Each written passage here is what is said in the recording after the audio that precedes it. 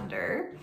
My name is Maggie. I am a knitter, spinner, bibliophile, sewist, general crafter, new mom, kind of, and physician who works and lives here in Denver, Colorado. How is everyone? I feel like I blinked and 7 months went by, which is crazy. I am really sorry for the radio silence for the last 7 months. I honestly have no excuse except for the fact that I have a 16-month-old kid and work 80 hours a week. So maybe that's an excuse, I don't know. But anyway, I've really missed you all. I have had a very busy last several months. Many of that time, or much of that time, was spent working. So for those of you who have stuck with me, you know that I am a resident. So I am completing my training. I'm in my last year of residency, but I am a resident here in Denver doing a dual residency in both internal medicine, so adult doctoring, and pediatrics, so kid and baby doctoring. And I have been inpatient for many of the last several months. I was in the medical ICU, I was on the inpatient medicine wards, I was on the inpatient pediatric wards, and I'm just finishing that up now, and then I'll head back into the medical ICU. But I've missed you all so much, and it is like officially fall here in Colorado, and so I wanted to come on and reconnect and say, I'm sorry and I'm still alive and everything's fine.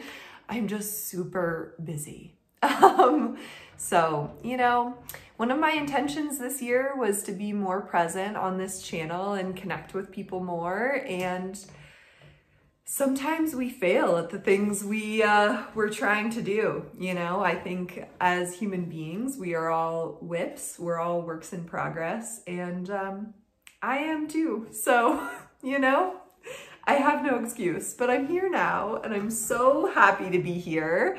Apart from working, I've had some fun stuff. So Edie May, my daughter, who I'll put a picture of here, Edie is getting so big. She is I like to call her a chaos gremlin. She is so fun. She's starting to talk. She's running around. She is very mobile, but her brain is not developed enough for her to like care about not dying. That's what it feels like. Like she is highly mobile and has no will to live. But you know, here we are. Every parent has gone through this stage, and that's where we're at right now. But she's very fun. She is running around, she is playing, she is bike riding. So I'm really excited to get her on a pair of skis this year. It's coming. So yeah, I've been hanging out with my kid. I recently got a new mountain bike, which you can see a picture of here. I am a big mountain biker and a big skier, and for my like graduating residency gift, my wonderful husband got me a new Yeti SB120, and this is the first time I've ever had a new bike, and it feels very fancy. And in more crafting news, I got a new tattoo, which I'll also show a picture of here. It is by a wonderful artist here in Denver. I will put all of his information down below, but I commissioned him to make me a sheep tattoo. And I told him that I'm a really big knitter, that I wanted to get a sheep tattoo, and I walked in on the day of my appointment and he had drawn like literally the most beautiful tattoo I've ever seen, and it is on my thigh and I love it so much. It took like 6 hours.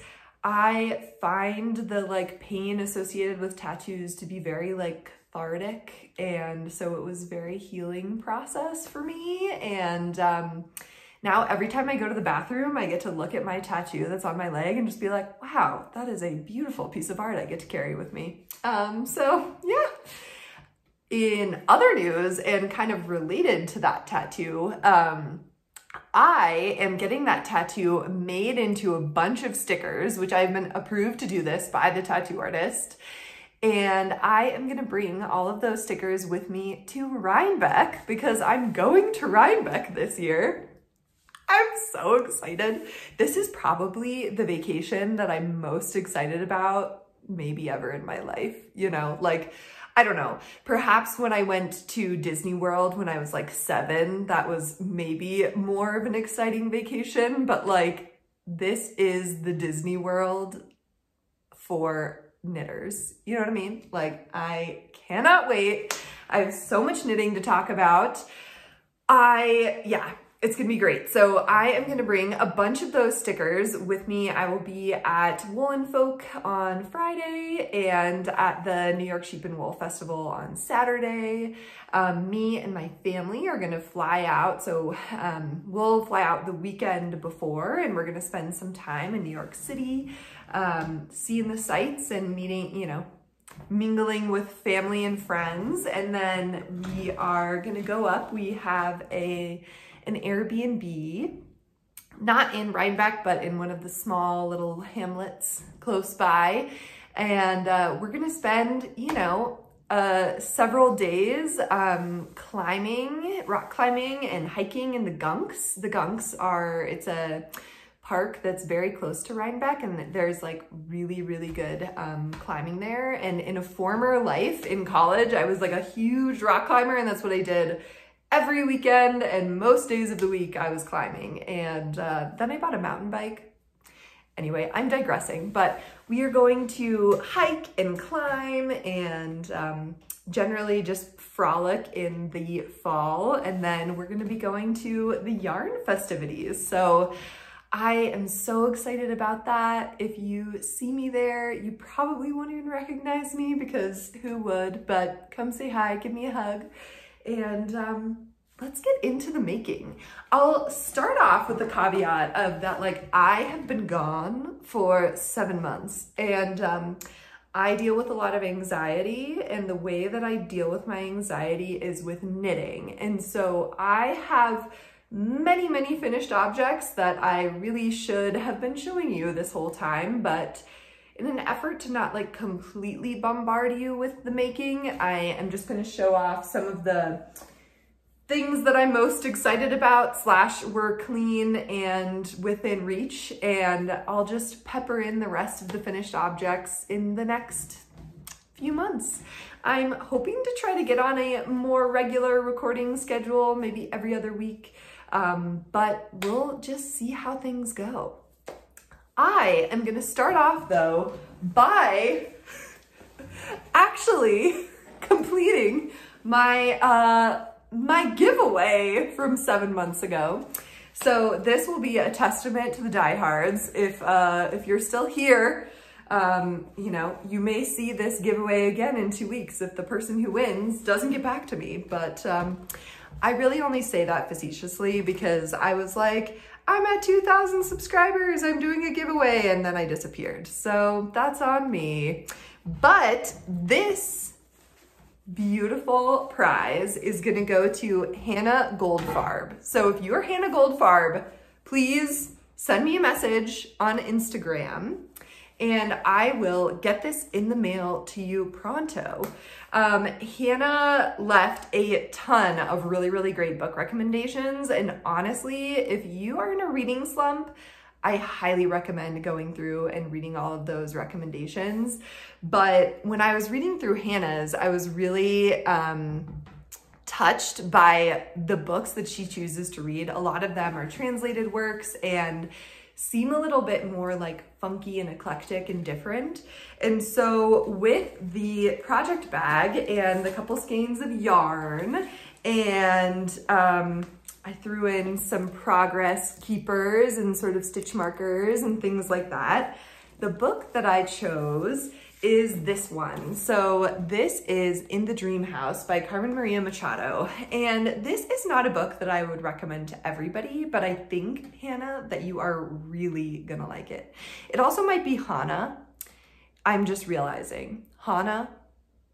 I'm not sure. Either way, both beautiful names. But I think you'll really like this book because it is eclectic and different. Wanted to bring it up again and show you all because this is a great book, and I think this is a really good time of year to read it. So In the Dream House by Carmen Maria Machado is a memoir, and I will say content warnings for domestic violence, interpartner violence, and emotional abuse. This follows the relationship that the author had. It's a memoir. It follows the relationship the author had with one of her girlfriends.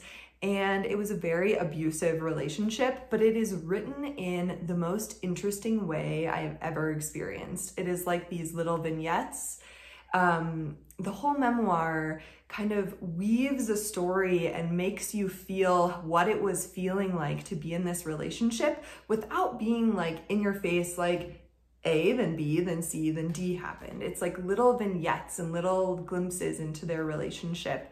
And it is just the most interesting memoir I have ever read, and the way that it's written is so beautiful and so unique. So anyway, for someone who seems to have very eclectic reading style, I thought this would be a good one for you. So anyway, sorry that took so long, goodness. Let's get into the crafting. So I will do like the thing that we normally do and start talking about some of my finished objects. One of them is actually something that I'm wearing. So this is the Buness Tam by Mary Jane Mucklestone. And this was in one of the Lina Publishing books. I think it was Fair Isle Weekend, but you can buy this alone now. This is all knit out of Jamieson's of Shetland. Spindrift, no, just Jamieson's. And it's all just a 2-ply jumper weight. So, sorry, it is 2-ply, but it is jumper weight. So it's fingering weight. I don't know. I get so confused. Is it just me? I get so confused with like 2-ply, 4-ply, whatever. And like there are different sizes of yarn depending on if you're from the UK or not. But anyway, this is a fingering weight yarn that is from Shetland, and it is really, really great for color work, and I loved knitting this. I knit this many moons ago, and I used exactly what was called for in the pattern. I did not stray away. I just followed it exactly because I wanted this adorable color work pink beret. You know, like what's not to love with this? It was so fun to knit. I think the thing that I love about color work is it's so potato chippy. Like I just want to do one more row, and this felt like that, but on steroids. You cast on at the brim, and I did a 1x1 tubular cast on, and then you immediately start doing this beautiful, beautiful color work. You can see my floats in there, wow. This is so fun. And I think this is also fun because while I loved knitting the Yell cardigan and it was such a blast and it's such a beautiful cardigan that I wear constantly, it is such a huge undertaking. And I think that we should be empowered to knit more small colorwork objects like this beautiful hat. I love it. I'm obsessed. I've been wearing it a lot. Last winter, usually with some sort of like black top and a pair of jeans, and I just feel so chic and so interesting. And I find that when I wore this out to one of the like very kind of like cool funky bars in Denver, and everybody was like stopping me like, what is that?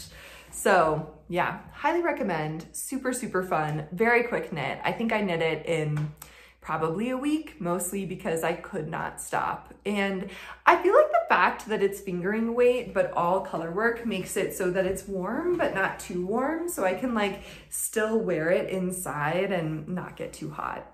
But that is my first finished object. And then the next finished object is a bunch of kids' sweaters. So this year for Christmas, I'm trying to get a little bit ahead and do more knitting not in December, because in December I want to be able to work on things that are fun for me. And so I have been working on kid knits with the one caveat that I've been knitting Edie Mae a lot of sweaters. I've knit her this same sweater now 3 times, and 2 of those 3 she's already worn because she's gonna grow out of it. Why would I wait until December? So, you know, she gets to wear it. But this is the teddy bear sweater by Petite Knit, and it will probably look very different than what you expect. So the way that this sweater is designed is to be a top-down raglan simple sweater that's DK weight, and then Petite Knit embroiders like a little teddy bear face on it, so it looks like a little teddy bear. And while I have to say that that sweater is gorgeous, I wanted to use these sweaters as a fun way to play with color, use up scraps, and knit my kids some clothes. And so what I ended up doing is marling 2 fingering weight scraps together to make all of the sweaters. The first one that I made was this it's kind of like a pale lavender. And the second one I made was yellow, and hopefully in the near future I will bring those both. But this is the third one I made, and this one is like a green, kind of a scummy green, beautiful little sweater. And it's just all scraps. It's just random scraps I had. It's like free knitting, but it's also so fun to play with color. I highly, highly recommend this. If you have scraps lying around, I think putting them into a blanket is awesome, but also thinking of other ways you can use them is great. So that was the third one I made. And then I am also trying to knit sweaters for my nieces and nephews for Christmas. This year is a Kusanen year, which is my name. And we are going to be at Sean's family's house in Steamboat. And so I'm knitting our nieces and nephews on that side. And this is Scotia's sweater. This is my niece's sweater. It is such a beautiful pink, again, using up scraps, random stuff, just holding pink and purple yarns together because pink and purple are her favorite. These are all superwash yarns. I don't know what they are. I don't know where they come from, but they're here and we love them. The only thing that I have been changing for this sweater is I don't think that this sweater is supposed to have the folded collar, and I have done that for all of them just because I like the way it looks. The way I do it is really, really stretchy, and so it's like really comfortable, and I just think it looks really nice. So I am planning on knitting one for my nephew, and then I'll have at least the kids' stuff knitted up. One more finished object, and then I will show you the rest of them as time goes on. But this is the Home Camisole by Kadri, and I knit this summer garment out of Noro Kakagori, and I don't remember the color, but it is this really awesome kind of pale yellow color that then has these slow color shifts of like orange and blue. It is such a weird combo, but I am so here for it. I really love it. This was a really fun sweater to knit, and I find it to be a really, really awesome V-neck shirt to wear during the summertime. The only thing that I did with this that I don't like is I made it in one size too big, which is fine. I wear it a lot for like yoga and things like that, and it is really comfortable, but I will say that my bra shows just because it's too big. I have since cast on and got sidetracked with other projects, but the smaller size of this and my bra is not showing in that. So it's purely that I just knit the wrong size. But I really, really love this. The straps of the top are are thick enough that your bra, I think even if you're wearing a more supportive bra, won't show. So it is so fun. It's a great pattern. It's just a wonderful basic summer knit, and you may need that if you are in the Southern Hemisphere. But yeah, hopefully I'll finish the second one that I cast on, but I feel like my brain has kind of switched into fall and winter mode, and I'm just not as excited to knit those things, but that's neither here nor there. All right, to Rhinebeck making. So I'm going to Rhinebeck and I'm so excited, and I've just been thinking about what I want to wear and my outfits, and I've never been there, and so I don't know how cold or hot it's going to be, and I know it can be very variable, so who knows if I'll even be able to wear these things. But I got really inspired by Andrea Mowry talking on her podcast about spinning yarn to knit her traveler hoodie, and I wanted to do it. I have gotten into spinning in the last year or so, and I would say from a spinning perspective, I am a total newbie. Like, I have a spinning wheel, I have a drop spindle, I have fun spinning up yarn, but I have never spun a sweater quantity until now. So I have a Shocked Matchless wheel, and I decided to spin up my first ever sweater quantity. I think that I was able to do this for a couple of reasons. One is that I have knit enough sweaters to know that I can alter the gauge of a project by doing some math and kind of rewriting the project without impacting it in too many ways. Like, I can do the math to regrade the sweater. And so I wasn't as worried about having like exactly the right size of yarn. And I also have spun enough to know what my like default yarn is. So I think that everybody who is a spinner will spin in a different way. And I knew that for my first ever sweater spin, I didn't want to try to spin something that I wasn't going to be able to be consistent with. So I decided to just like not worry about that. And for my first ever sweater spin, to just spin and knit with that yarn and not worry too much about trying to make it thinner than I would normally do. Like, I was just doing my default spin, and it turned out so good. So I went on to Hello Yarn, and she actually doesn't have this anymore, so I feel a little bad showing it. And in fact, I ran out and had to spin another skein, and she sent me extras even though it had been taken off of her website. So amazing artist.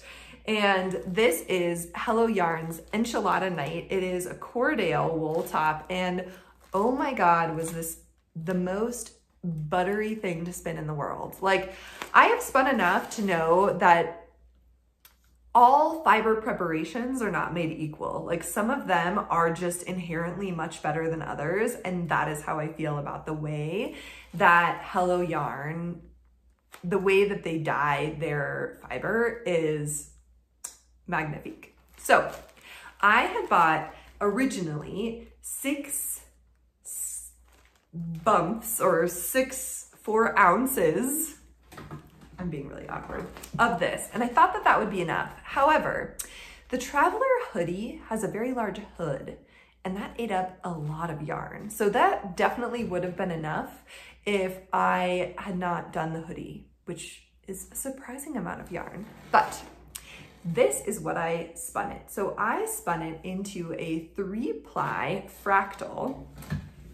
And y'all, this was just a dream.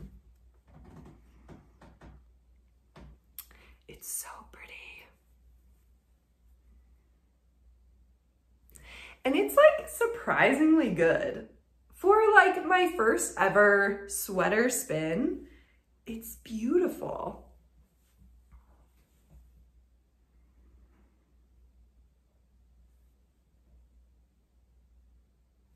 So this is the last skein, for my traveler hoodie, which is almost done. Oh my God, let me throw it on. So this sweater is super, super fun to knit. I highly recommend it, especially if you have this just amazing color changing yarn. Ah! All right, let me show it off. It's so good.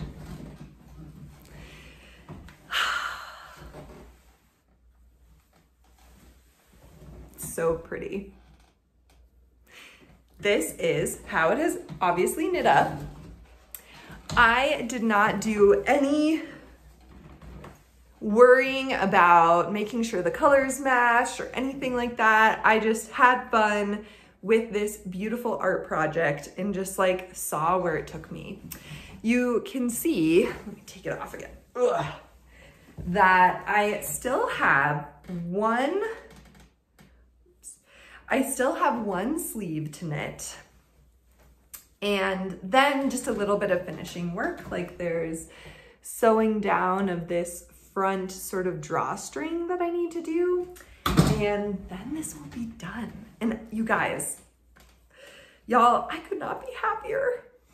I love it so much. It's like kind of one of those things that is like so ugly that it's like gorgeous, you know? Like I just can't believe I made this. Like I spun the yarn. Although I didn't spin the drawstrings, I decided to use just a scrap of sock yarn that I had in this like pale lavender color, because I thought that it just looked cool and kind of brought in a lot of like pale purpley tones, but I'm obsessed. I am so, so obsessed. This is honestly the thing that I am most excited to wear to Rhinebeck, and I will be wearing this beautiful hand-spun sweater to Wool & Folk. So I just need to finish the last sleeve. But I mean, it's so pretty. It's so fun. So that is one of my works in progress. And then the other one, gotta put my hat back on, is Andrea Mowry's Rhinebeck sweater. This is a very Andrea Mowry forward podcast, but you know what? I jumped on the bandwagon. I just jumped right on, and I'm not worried about it. So this is the tessellated pullover, but also by Andrea Mowry. And I have really enjoyed working on this. However, the one thing about this sweater is that you always have, after the very long ribbing, you always have 3 skeins of yarn attached at once. And I will say that is not enjoyable for me. Like, I am not a fan of that. There's a lot of yarn management. There's a lot of me untangling things as they've gotten tangled up, but I'm still really enjoying the process. So let's talk about this. This is the tessellated pullover, and I am knitting this out of, obviously, 3 different yarns. Oops. One is the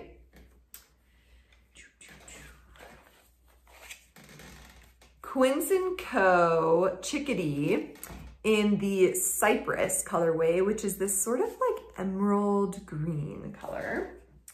And that is my main color. And then this is the Spin Cycle that I am using. I went for kind of a green theme, greenish blue.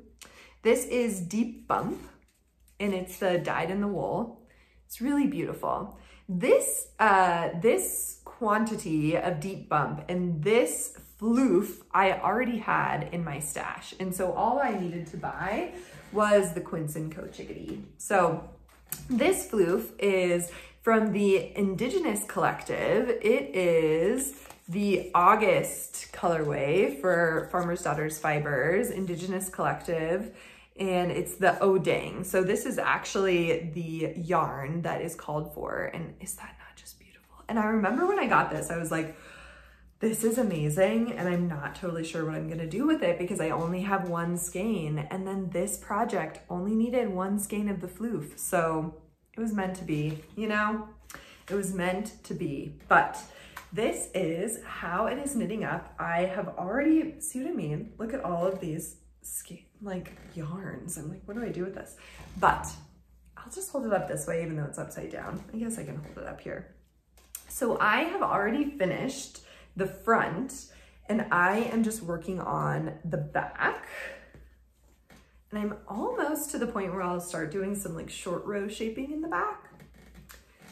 And I really, really love how this is turning out. It's not very fall, you know, like I think fall, I think more of like warm tones, and this is definitely just green and blue. But I think that the more I look at it and the more I work on it, the more I love it. Like I think at first I was kind of like, not totally sure about this, but now I love it. So I am just working away at this. It's really fun. I think for this sweater, it is a really fun sweater if it's like earlier on in your knitting journey, because with this color changing yarn, it just makes it really exciting to keep going.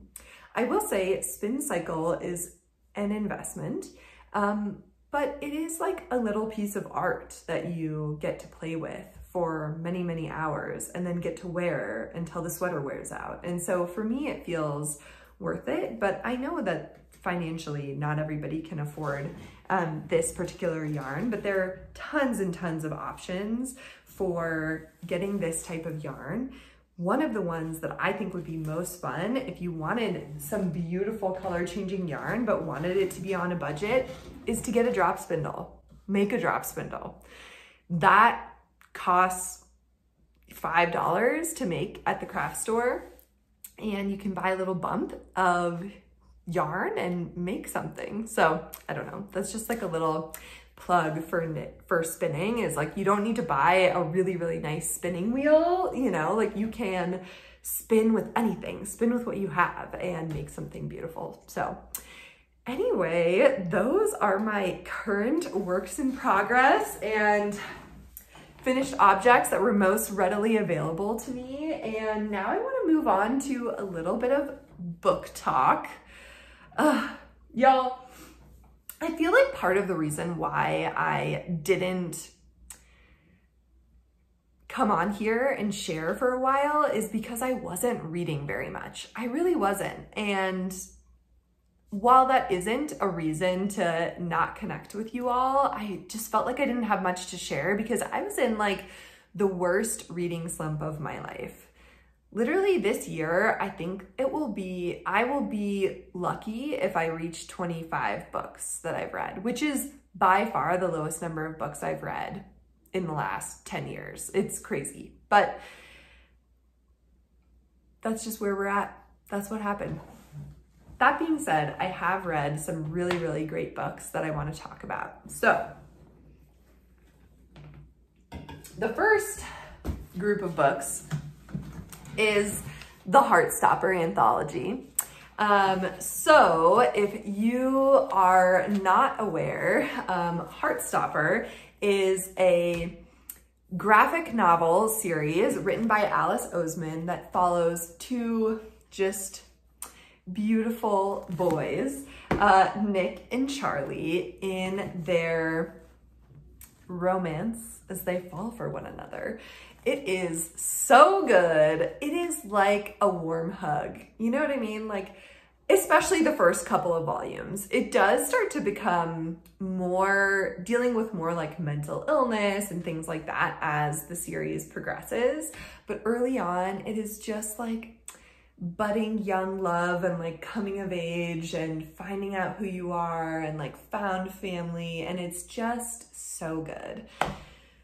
But there's also an equally amazing, which I feel like they don't always nail it in this way, but there is an equally amazing Netflix series. There are 2 seasons and the 3rd season is coming out, I don't know, next year. The 2nd season just came out, and because the 2nd season just came out, I wanted to reread the comics before I watched the 2nd season. Even though I would say that the the second season in particular, it like loosely follows the story of these boys, but not like exactly. And I should say these boys, but it's actually like the Netflix series does a better job of following like their friend group as a whole and having each person have their own particular story, where I feel like the graphic novels focus much more on Nick and Charlie. But anyway, it's so good. It's so good. Highly recommend both the show and the books. And just so you know, you do not have to buy these. I bought them because I really love them and I wanted to support the author. But Alice Oseman has all of her comics posted on Webtoon online. So if you just search Heartstopper comic, you will be able to read all of these without having to spend a single dollar. So that is what I read. And then I was like feeling the energy. I was like trying to get back into reading and wanted to do so by reading some romance books, because who doesn't love that, you know, in the summertime? And so I read the book, Something Wild and Wonderful by Anita Kelly, which I really liked. This follows two men, as they are hiking the Pacific Crest Trail, which is a through hike. Not everybody does it as a through hike, but one of my best friends, Steve Griffin, did it as a through hike because he's so cool.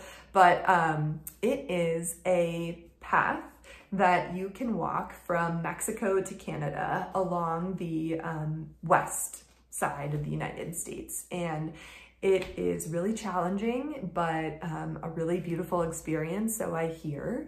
And this follows two men who meet while hiking the Pacific Crest Trail, and they fall in love. And it is really good. It is really beautiful, and I think like has this wonderful kind of friends to lovers. Like they first start off by just like being hiking friends, and it's fun to see the romance slowly emerge between them. And it also deals with a lot of like harder subjects of people's families not supporting them. And so it does have it has some deeper themes to it, but overall was just like a really, really fun read. I think I gave it like a 3 or 4 out of 5. It was like great, fun. Don't remember every single detail, but was really good. And I did actually like this book better than Anita Kelly's first book, which felt very like superficial to me. So I really liked it. And then I found like the books that like ignited me into wanting to read again. And those are Him and Us by Sarina Bowen. And the only one that I still have with me is Us, because I've already lent out my copy of Him. Oh my God. It's as if this fantasy was written, this romance novel duology, this romance duology was written specifically for me. You know, like it was as if these authors went out and they were like, who are we gonna write a book for? Maggie. Okay, let's do it. Let's sit down and let's write her favorite type of book ever. That's how I felt. So this book is so good. And it's interesting because I was recently watching the Stranded podcast, and Jude was talking about how he was going to some like hockey, like he went and saw like some hockey games, and he has talked over the last like several months about how he's gotten like more and more into hockey and was like reading Check Please and stuff like that, and how he had been reading this like novel that was like a really good kind of fade to black romance. And I like was kind of giggling to myself because it sounded similar, except that this is like the farthest thing from fade to black romance that you could possibly get. But anyway, let me tell you about these books. So I will start off by telling you about Him, because this is the second in that duology, and so I can't really tell you anything about this book without spoilers. But Him is a novel that follows two college hockey players. Both of them are hockey players for their respective colleges, and they are playing in the like NCAA championship for hockey, the like tournament for hockey. And these two players, one of them is a goalie and one of them is a forward, had spent their childhood from when they were like 12 until they were 18 playing hockey at a summer camp, like a elite summer camp for very, very good kind of children hockey players, I guess teenage hockey players. And they had been best friends all of their lives until something happens at the last day at hockey camp together. Something happens and their friendship is fractured and they haven't seen or spoken to each other since that day. And they are now meeting again at this sort of NCAA hockey championship tournament. And things evolve from there. That's all I'll say. It is so, so good. It is a friends to lovers romance about these two men who are in a very masculine field and they fall in love, and it is so good. Oh, I don't want to like give anything away more than obviously it is a romance, so you know that like they're gonna fall in love. But it is so wonderful. It's so fun. It's such a good friends lovers romance. It's such a good like will they won't they. There are like some love triangles that happen. And it has hockey. Like, what? It's so good. It's so good and it's so gay and it's so good. But like with the caveat that like it is not Fade to Black even a little bit. Like you are getting every sumptuous detail. And if that's gonna make you feel weird, you probably shouldn't read this book. But it's so good. I just say that because I know that like some people don't want to read like about sex specifically, like they like the romance. Like I know there are a lot of people who are like ace and aromantic and things like that who like don't want to read that. So I will say like if that is you, this is not the book for you. But if you enjoy that type of novel, then it's so good. And if you can't get enough of Ryan Wesley and oh my gosh, Jamie. Wes and Jamie. If you don't get enough of them in the first novel, him, then there's a sequel. Anyway, I read those and I stopped reading them. I got to the end of the first book and I loved it so much that I immediately read the first book all over again because it was so good and it brought me so much joy. And then I moved on to a very different type of book, and that is a horror. But I thought I would talk about it because it's like horror time right now, you know? Like if there's ever a time that you're gonna read horror, I feel like it's right now.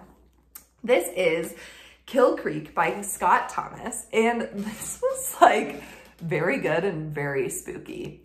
The whole premise of this book is that there are 4 horror authors who are brought to a very, very haunted house to do an interview and spend the night.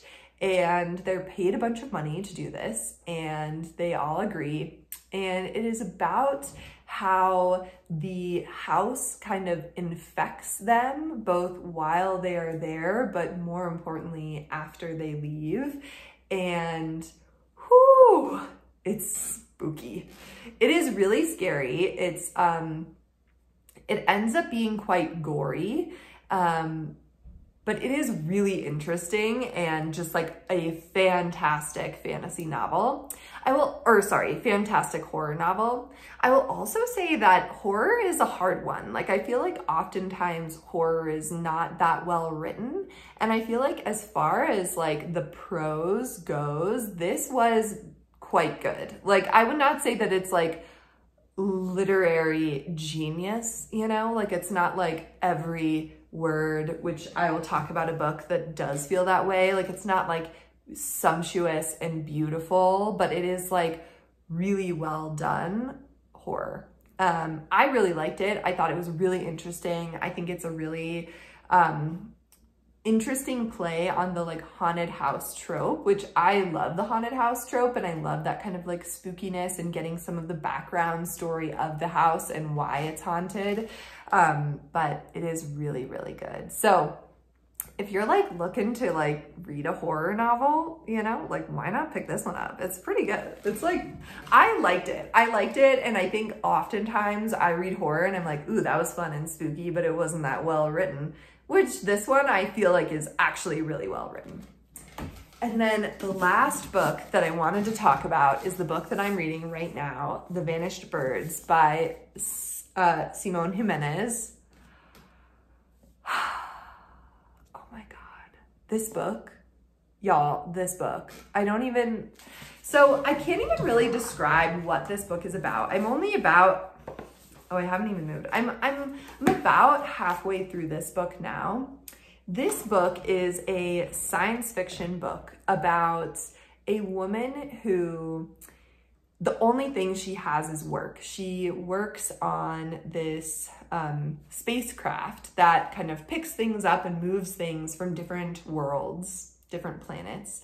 And in doing so, she has to move through space and through time. And that means that for every like 8 months that she ages, her loved ones and the people who are living on the planets that she's visiting age 15 years. And it is about how she is this woman living in this world and all she has is her work until a boy falls from space into her life and seems to change everything. So I don't really know how to describe it because it's such an interesting way that the novel is written, because each chapter, and the chapters are quite long, but each chapter follows a different character's perspective, and you're learning about this world and about the magic system, or I guess not magic system, but about like the science of this world, because it's solidly science fiction, but though I would say it's kind of like literary fiction meets science fiction. Each chapter is following a different character, and the plot is kind of shown through the way that these characters are intermingled. It's so interesting. I kind of want to read the letter jacket because I feel like I'm not explaining it very well, and so I just want to read this to you because it is exquisite. Like, I don't know how to describe how beautiful this book is to you, but it is like decadent to read. Like, every word is beautiful, but it's not overwritten, you know? I think like sometimes when people are really trying to write something beautiful and profound, they are like trying too hard, and that is not at all how this book is. It's so easy to read and sumptuous, and each word is like so exact and chosen so precisely. It is gorgeous, but it's also really interesting, and it's also solidly science fiction, which, listen, I am someone who's like reading like horror and smut, and I read a couple classics a year. Like, I kind of dabble in everything, and I love when a novel brings together different things. I feel like it's so good. It's so good. But this is like, if you like literary fiction and you want to try science fiction or fantasy, I feel like this book is a really, really good place to start. If you're like, I want to read something beautiful, like breathtakingly beautiful, and that's what I care about with reading, then like, this is the book for you. But if you're also a science fiction reader and you're like, I love sci-fi, I love fantasy, this is also a book for you. Like, it is so, so good. Okay. Nia Imani is a woman out of a place and outside of time. Decades of travel through the stars are condensed into mere months for her, though the years continue to march steadily onward for everyone she has ever known. Her friends and lovers have aged past her. All she has left is work. Alone and adrift, she lives only for the next paycheck, until the day she meets a mysterious boy fallen from the sky. A boy broken by his past. This scarred child does not speak. His only form of communication, the beautiful and haunting music he plays on an old wooden flute. Captured by his songs and their strange, immediate connection, Nia decides to take the boy in. And over years of starlit travel, these two outsiders discover in each other the things they lack. For him, a home, a place of love and safety. For her, an anchor to the world outside herself. For both of them, a family. But Nia is not the only one who wants the boy. The past hungers for him, and when it catches up, it threatens to tear this makeshift family apart. Ugh. Anyway, I am loving it. Like I said, I'm only like halfway through, so who knows where this will go, but like, it's so good. If you guys want to like read it with me, please tell me about it, because whoa, I am like, my mind is blown in the best way. So anyway, I feel like my heart feels a little bit more whole today. I have been missing you all so much, and I'm glad I just ripped that Band-Aid off and I just got back here talking in front of my camera, meeting you all again, because I really missed it, and I can't wait to catch up more. I am going to do my best to be here and be more present and share my life with you all. And I'm so sorry that I took such a prolonged sabbatical. That is on me. And Hannah, let me know. Reach out to me on Instagram and I'll get this sent to you. All right. I wish you all happiness and calm, and I'll see you again soon. Bye.